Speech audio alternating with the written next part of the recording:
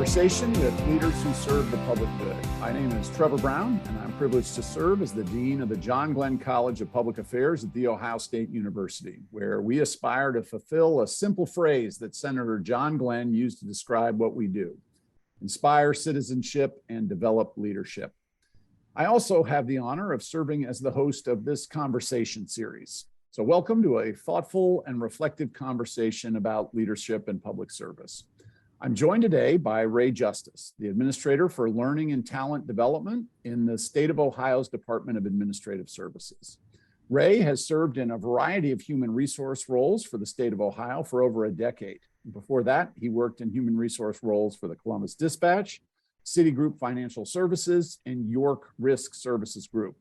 He has broad experience in performance management, workforce and succession planning, and talent development. Ray, welcome to our podcast, and thanking you for joining me for a conversation about training and developing employees, managers, and leaders for the state's public sector workforce. Thanks, Trevor. Happy to be here today. So let's start by talking about the challenges facing the state government workforce. What would you as we come out of the pandemic and we've been in a tumultuous time for lots of reasons, what do you identify as sort of the top challenges facing our state's workforce? Yeah, I think that the top few that come to mind, Trevor, we have some communication challenges, right? With the way we were thrust into the pandemic, right? We very quickly had to learn new ways of communicating. We use Teams, MS Teams instead of Zoom here at the state. So that was the first one. How do we kind of navigate learning this new technology and being effective and then some recruitment challenges. We have some high critical recruitment areas that I think most folks listening today would probably echo as challenges as well.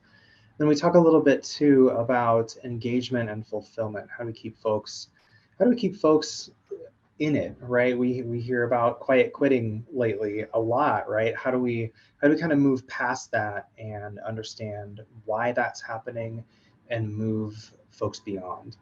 Okay, so you said communication, recruitment, retention, and engagement, fulfillment. I just want to let's go back through each of those and Sure. Just sort of unpack them a little bit. So on the communication front, you mentioned the switch from one sort of form of technology. I assume we were meeting in person in the state beforehand for lots of meetings to now using technology to intermediate those conversations. How has that transition gone? Are people adjusting, acclimatizing to this new way, or is there still a lot of resistance and sort of newness to it? Yeah, I think for the most part, folks are adjusting really, really well. There's always, I don't know about you all, but there's always changes to that communication platform. There's always new and exciting and surprising often things that come about. So sort of navigating those new things, that's really where the challenge lies from a technology standpoint today. I think the folks that typically are laptop PC kind of facing workers in the state, they're pretty used to getting pinged and having things pop up and around and all kinds of different times and places around our workday. But I think some of the ones that are seeing some more challenges are those that aren't typically on technology. We have a whole host of folks that are like direct care folks, such as nursing and corrections. We have folks that do like typical labor types of jobs, such as our highway technicians. Those folks very, very rarely have the opportunity to sit down and do things at a laptop, at a workstation.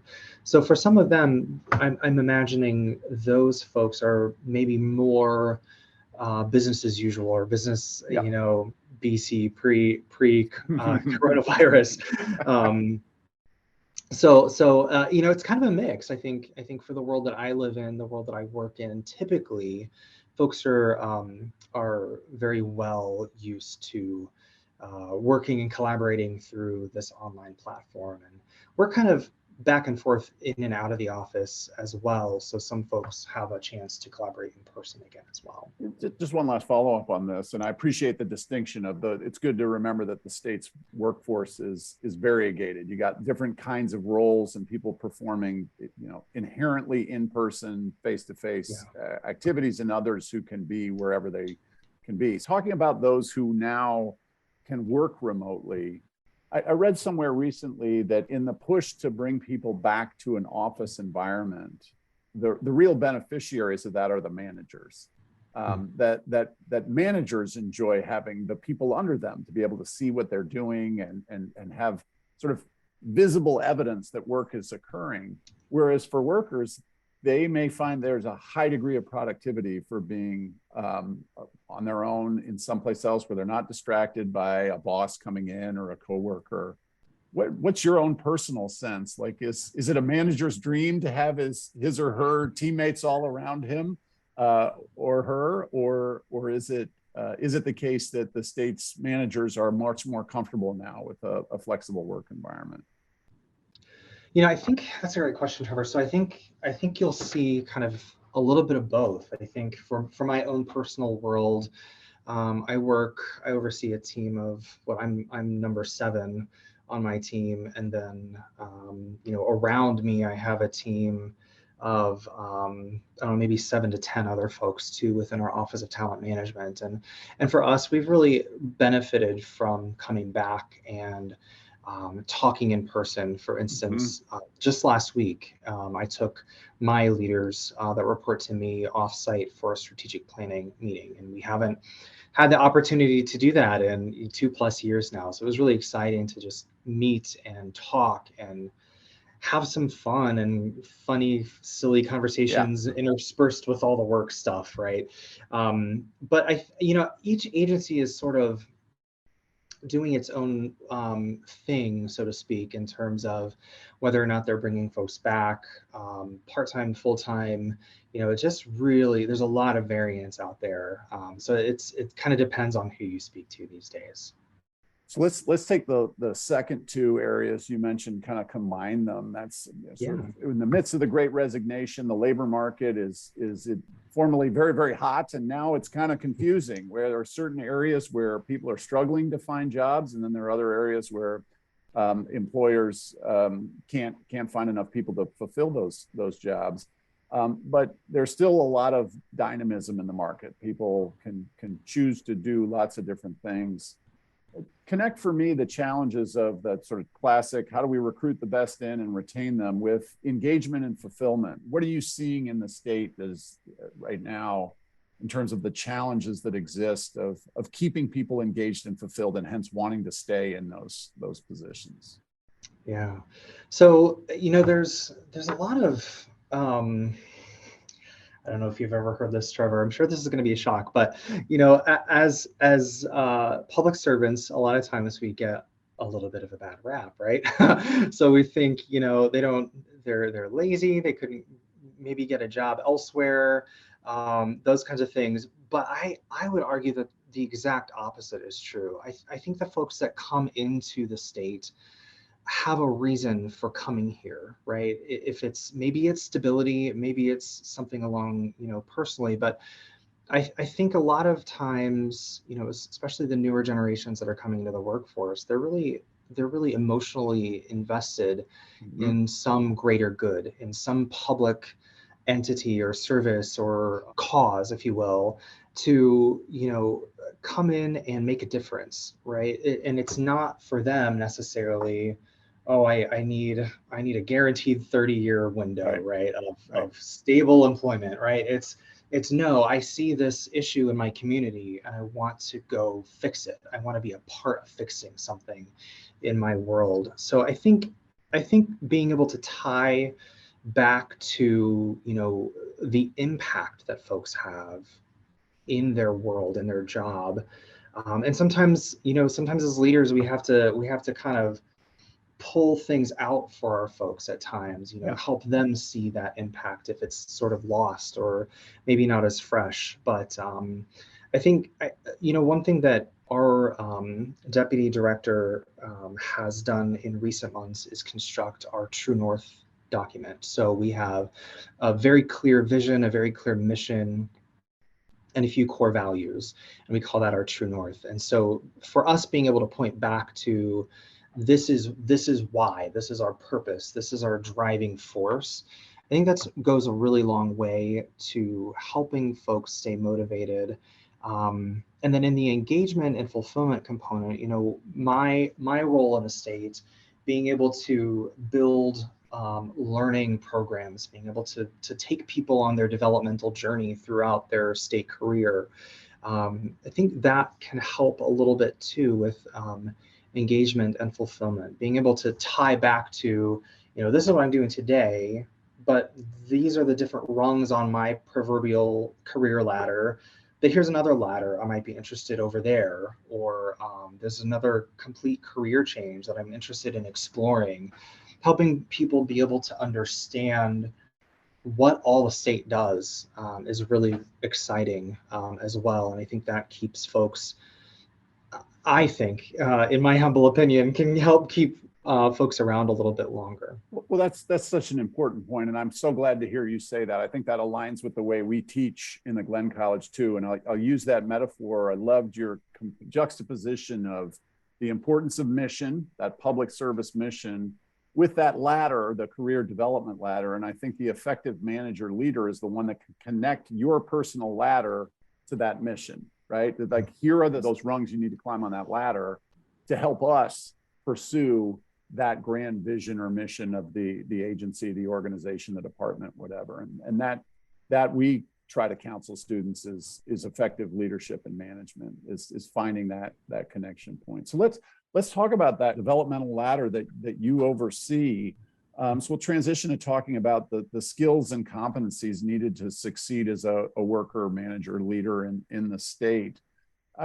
I know that the state is sort of moving away from a more sort of restaurant menu of a bunch of different skills, to go ahead and pick and choose, towards a more competency-driven approach. So tell us about the thinking behind that change and what that looks like. Yeah, thank you.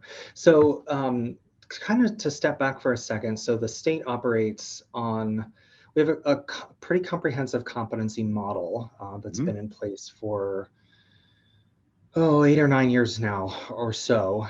So we have 43 different competencies, which sounds like a lot, but we have a way to kind of pare it down. So we have 2 competencies that all employees have, for instance, on their performance evaluations. So we have customer focus, and then embracing diversity and inclusion. Every employee across the state has those as their core competencies.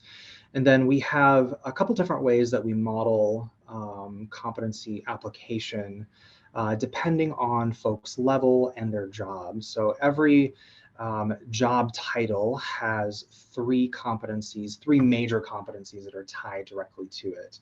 Those would be tied into their performance evaluations as well. But we also have, for instance, a suite of, I think it's 14 to 16 different competencies that we look at specifically for leadership development. And then our former cafeteria style program, our professional development arm, we're looking at building out programming for as many of those competencies as makes sense. We have a few that are very mechanical, very like moving an object, right? I would feign to properly teach someone how to move something, but some of those softer skills such as communications and so forth, we're building out professional development programming that will be at a couple of different tiered levels for the general population as well. When you painted the picture before, and let's talk about communication, that's an emerging, it's an everlasting challenge, kind of an evergreen challenge of management in any organization. But as we have new modalities of communication and new dispersed workforces, what are the core competencies that you want managers, leaders, workers to have in that communication arena? Yeah. So we have a couple different communication specific competencies, but I would bucket them into one because the skills are applicable whether you're talking internally, externally, so forth. So definitely basic communication, right? Treating people with respect, understanding their story, their point of view, which is always unique, right? Every person that we talk to has a unique position and point of view that they're bringing to the table. The other one that we're leaning into around that world as well is coaching. Mm. We're leaning into coaching for our leadership development as well. I'm in the midst of leading a work group specifically building a coaching program for internal state of Ohio employees as well. So lots of new and exciting things in terms of communication, coaching, and interpersonal skills Yeah, coming so let's talk about, I'm curious on the coaching front, is this sort of peer coaching where people in the organization are coaching their more recent members, or are you building a sort of third party cadre of coaches? What's the model the state is pursuing, or both, or some mix of both? Yeah, we actually do a little bit deeper right now on for instance, manager as coach. We've been Mm-hmm. teaching that for a number of years. But the program that I'm hoping to stand up in the not too distant future is actually the cadre. So we're building up internal coaches, pairing them up with someone outside their normal sphere of influence, just for a different thought perspective, a different thought partnership, and being able to have the space to think deeply, because as we know, as busy professionals, right, it's hard to make that space and hard to just step back and consider and ponder. So we're hoping to be able to build some of that into our program. Well, educate me and us, the listeners here. What you want to start by training managers to perform some of those coaching roles. What do you see as the distinctions between being a manager versus being a coach? You know, there's presumably some overlap, but what are the sort of signature differences between that? And how would I know, oh, that's, as a manager, that's a good coach, and they're doing a good job coaching one of their employees? Yeah. So from a managerial perspective, we kind of come at it as, we have a very specific sort of model that we teach in our leadership development programming, and it's very it's a little bit more hands-on, I would say, than like a cadre-based coach might be. So a managerial type coach, if I'm coaching one of my staff members, I'm going to be checking in on them pretty regularly, I would say, especially Mm-hmm. thinking of like a new employee, ramping up their skill and ability to perform in a new environment. But with a cadre coach, they are probably going to be someone who's been around a while, Yeah. who's um, motivated to participate in a program such as this, right? Mm-hmm. And be able to bring their past skill sets and experiences to the table. One of the things that we teach in our managerial coaching, and I'm going to be teaching it in the cadre-based coaching as well, is the importance of those powerful questions, right? Leaning into just asking a question and being comfortable with silence, because it's, as Americans, as maybe just as global adults, we're so uncomfortable with that space. We feel like we need to fill it. But I Mm-hmm. think there's a lot of power in letting the other party, whether it's a cadre-based or a managerial-based coach situation, just sit back and digest and reflect. And that's something that I'm passionate about building into my own team, and I hope to be able to build that for the rest of the state one day too. It's funny, as you were talking, I was reminded of sort of teachers I've had, or my own parents, where when I wasn't perhaps paying attention, hence not being very coachable, they might say, "Put your listening ears on." Like, pay attention, listen up. And what I like about this is it's sort of the reverse, right? Because coaches and managers have a tendency to just talk, talk, talk. And if we just actually created the space for Yeah, people to first listen, but then for us to listen, maybe it's us that needs to put our listening ears on, and instead of directing people to pay attention. So I'm intrigued with that. That's the way the state's going, and that's exciting. That's there's, as you say, there's so much information and noise in a good way that can come out of silence, and we all need to practice that. I call that practicing the pause. I teach an executive leadership coaching course, and if they don't walk away with anything else, I want them to walk away with that phrase in their mind: practice the pause. Ask a question and take a drink, take a break to be able to give space. Oh, that's great. Well, actually, let's use that as the transition into the sort of third part of this conversation. Sure. So you teach. What I want to, this is sort of deep cut here from one teacher to another. I wanted to talk about sort of education and training and the way that you and the state are thinking about. We've talked about the areas and the kind of competencies, but now it's the how best to do that. So what do you think are the best ways for workers and managers to engage in continual learning? What's the best way to inculcate that in a workforce like the State's? Yeah, we always encourage our folks to talk about what they expect their folks to bring back from training. Mm-hmm. It's so easy to say, my team needs training on customer service, right? But really, at the end of the day, what does that look like? What's below that stated need of customer service training, for example, that leads me down that path? So kind of sussing out what the underlying motivation or need or goal is in seeking this learning out. So that's probably one major component that we work through when we consult with agency customers in my team.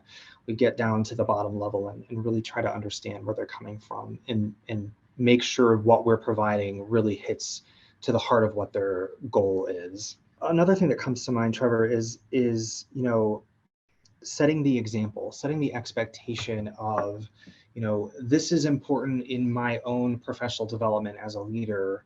Here's what I'd like you to focus on, or here's what I'd like you to consider focusing on for your own development. Mm-hmm. I've set that out for my own team as well. I just went through some professional development myself over the last month or so, trying to get into more of the agile design components of learning and talent development. And I really want to take that and improve our programming, improve our processes in order to, hit the goal more of the time. Not that we're not hitting it now, but I think we can, use that methodology to hit it more accurately down the road. So are there different modalities? I mean, in our world, we think of course-based instruction, whether virtual or in person, versus even in an educational setting like ours, we're leaning deep into application-based learning, whether it's an internship that has a curricular component to it or project-based work in a classroom. What's your sense about which of those sort of classic, didactic learning where you're receiving information and you're doing some sort of hypothetical exercises versus you're on the job and you're being coached and guided? Which of those is the better method at different stages of a worker's developmental, through climbing the rungs of that ladder? Yeah.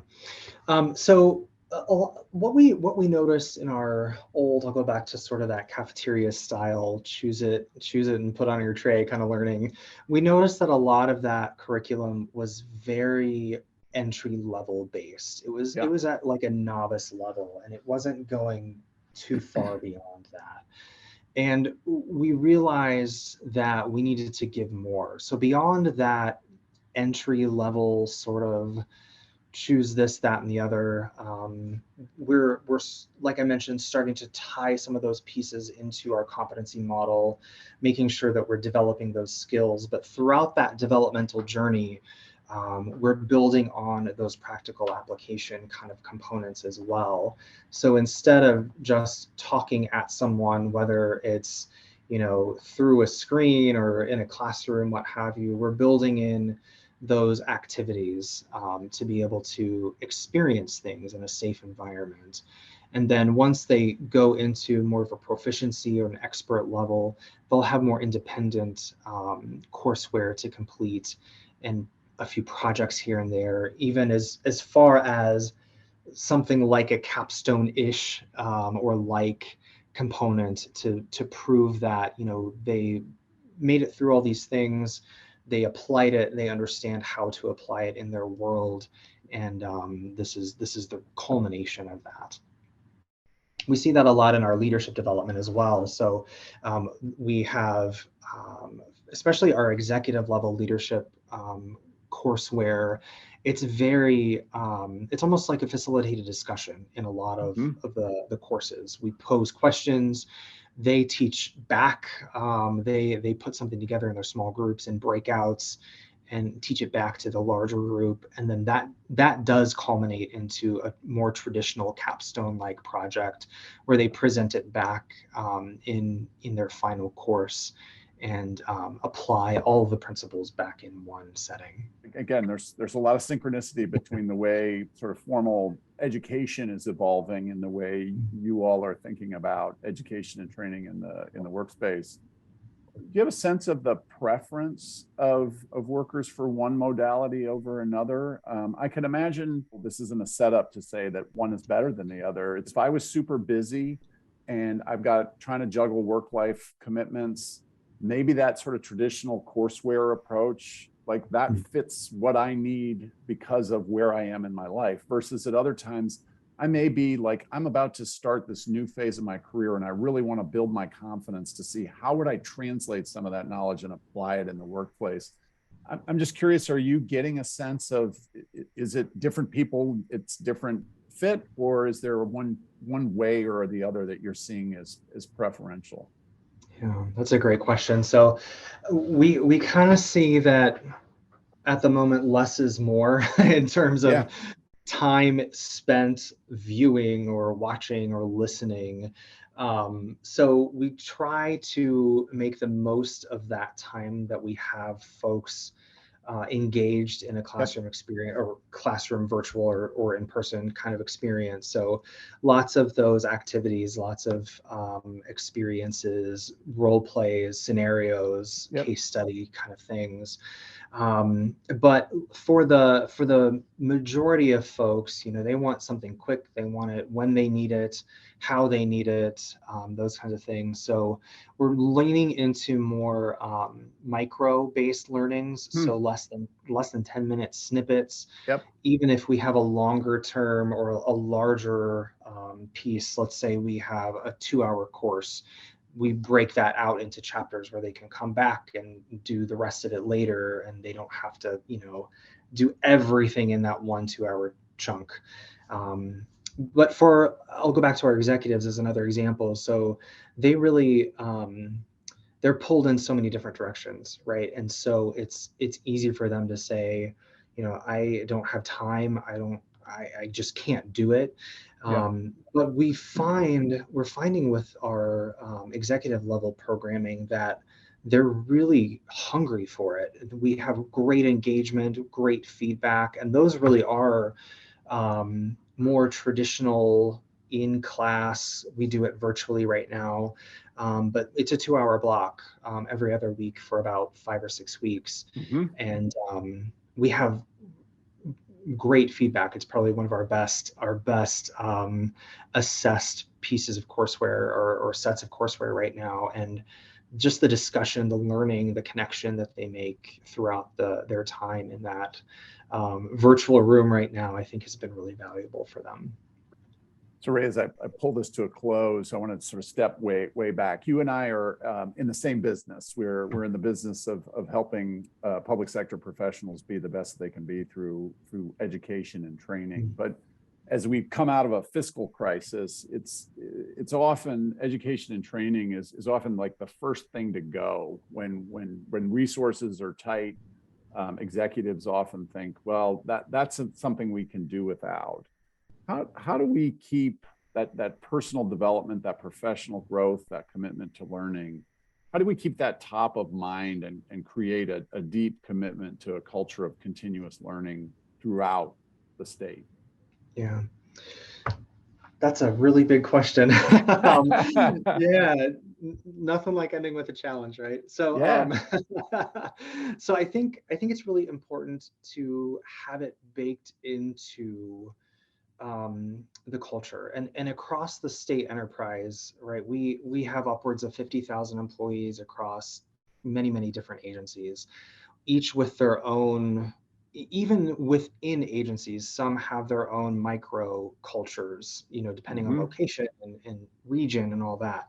So I think it's important, as leaders to demonstrate, as I think I mentioned this earlier, our own commitment Yeah. to continual learning and development and advancing our own skills. I don't think as leaders, no matter positionally or not, right? I think if we commit to, um, making that a priority, that will embed itself in our culture.